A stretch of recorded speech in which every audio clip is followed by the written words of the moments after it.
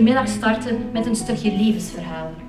Het verhaal van Linus. We zijn op dit moment in Bibliotheek Tweebronnen. Deze middag hadden we boekvoorstelling, studienamiddag rond het boek dat ik schreef met de titel Levenszin. Een boek die gaat over zin en betekenis ervaren, vooral op hoge leeftijd. En hoe je omgaat met zinverlies en hoe op hoge leeftijd opnieuw zin kunnen construeren en maken. Jessie de Zutter, professor psychologie, legt zich toe op zingeving en geluk bij oudere mensen. Haar boek is niet dik en heel toegankelijk. Allemaal gebaseerd op wetenschappelijk onderzoek. Over zinbeleving en zingeving en ondanks het ouder worden en ondanks dementie, op welke manier kunnen we nog zin beleven in het leven.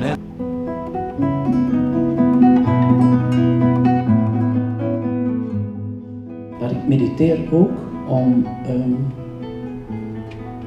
ontvankelijk te worden, meer ontvankelijk te worden voor het goede en het schone. En je kunt dat moeilijk aan een derde uitleggen, wat dat uiteindelijk geeft in je manier van leven. Je moet het zelf wat doen, hè? Zonder te zeemzoeterig te zijn. Als je goed leest, ontdek je wel heel wat linken met Oosterse en andere levenswijsheden. Ik vind dat niet iets voor oude mensen alleen. Het bevat heel wat herkenbare verhalen in een setting die iedereen wel tegenkomt op een bepaald moment in zijn leven.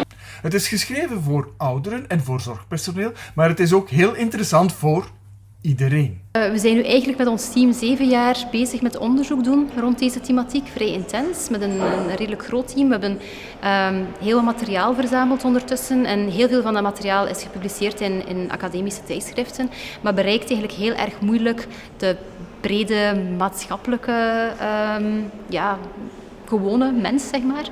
Dus het idee van het boek was eigenlijk om op die manier toch ook wat inzichten vanuit het onderzoek te kunnen laten doorstromen. Het eerste hoofdstuk legt de link met Socrates, Plato en Aristoteles. Geen moeilijke academische analyse, maar een verfrissende kijk op zin in het leven. Ook in het tweede hoofdstuk. Hoe mensen in concentratiekampen soms toch een vorm van zin wisten te vinden. Heel inspirerend. Soms zie je ook dat nadat iemand komt te overlijden, dat hetgeen die persoon in kwestie zin gaf, ook zin geeft in degene die overblijft. Dat die blijft eigenlijk een stukje het levenswerk van de ander verder zetten en daaruit eigenlijk ook heel veel zin haalt. Los daarvan vind ik het ook interessant om nu ook verhalen van ouderen te kunnen lezen. Ze zijn misschien wel van toepassing voor je grootouders, voor je ouders en indien niet nu, ooit ook van toepassing op jezelf. Namens het team van Jessie wil ik haar heel hartelijk feliciteren met dit prachtige en belangrijke boek.